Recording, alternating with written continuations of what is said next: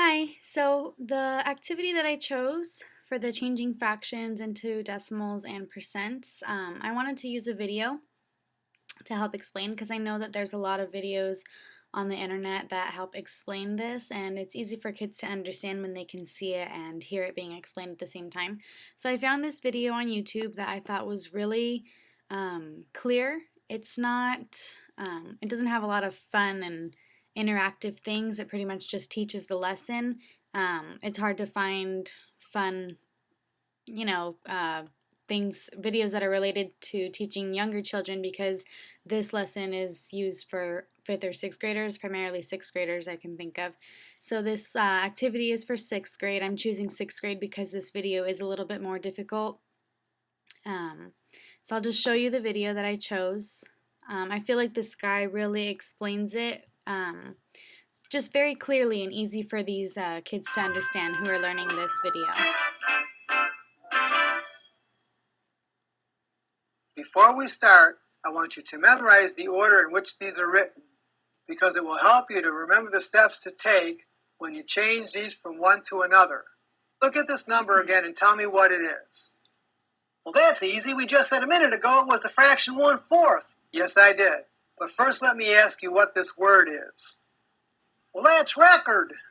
No, isn't that record? Okay, which is it? Well, now that I think about it, I guess it could be both. That's right.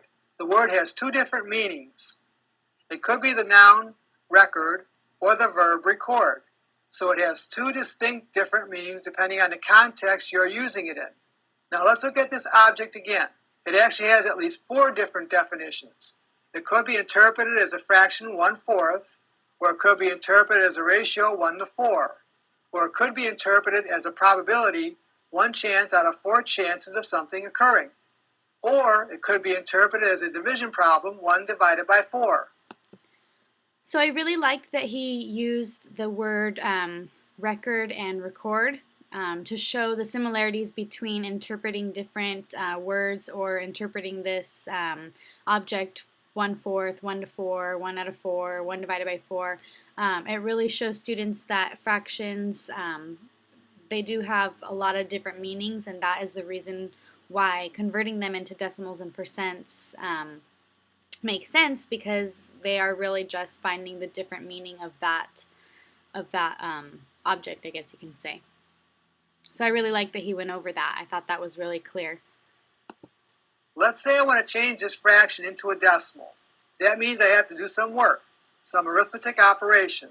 So that means I have to interpret this as a division problem, 1 divided by 4. You write the division house alongside the bottom and imagine tilting your fraction so that the top number slides off into the division house. That way you'll always remember which number goes outside the division house and which one goes inside. I absolutely love the way that he presented that, because I'm always trying to find different ways to help my students remember that the numerator goes inside the division house, the denominator goes on the outside. They just always are forgetting which number goes where, and so I really like that he used that little visual to help teach that, because I thought that was really clear and easy to remember. Never be the other way around. The next step is that when you're dividing a larger number into a smaller number, you have to write the smaller number as a decimal number. So here he's just talking about how to divide it, and I'm just going to skip that part.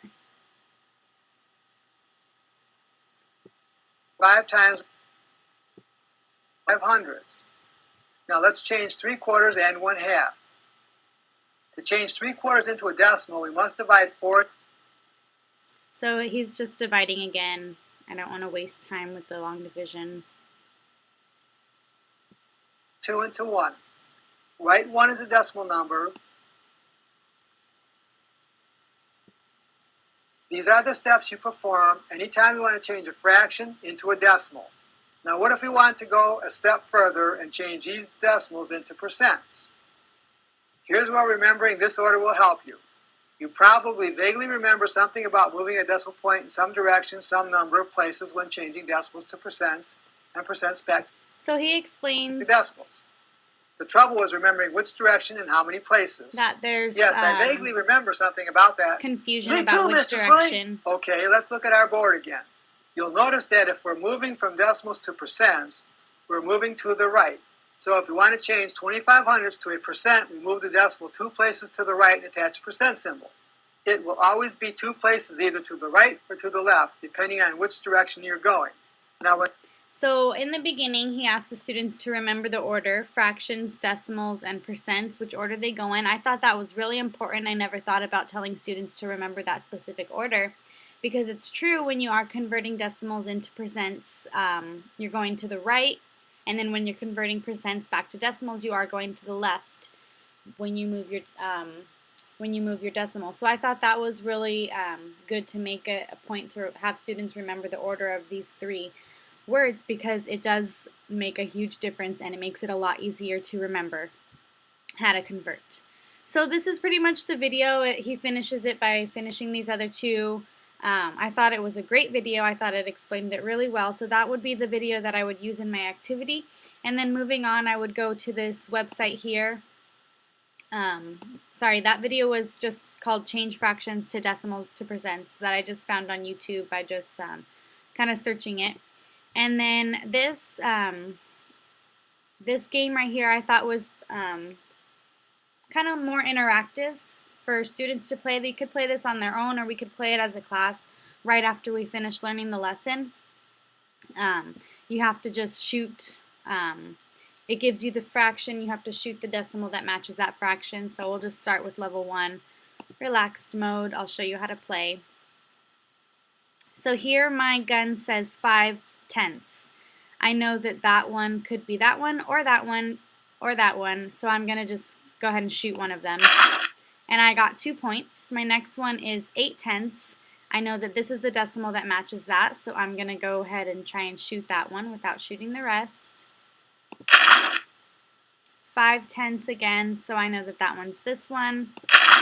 So the game goes on until you get to 20 points.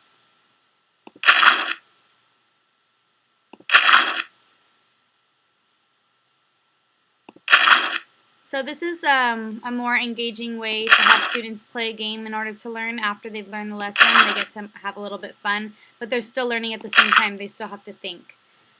Okay, so I thought that was a fun way to kind of have the students work on their own during the activity, so that I can walk around and maybe do some guided practice. And then afterwards, for independent practice, when the students are finished, they can just complete this worksheet. And this worksheet I created on mathaids.com. It allowed me to just choose what kind of information I wanted to include in the worksheet. So this is a really great resource, I think, that we can use for anyone who wants to know. Like, it's kind of like a worksheet creator page. So name, teacher, converting between percents, decimals, and fractions. This section says convert fractions to decimals. This section says convert fractions to percents. So they have to go through all 3 steps.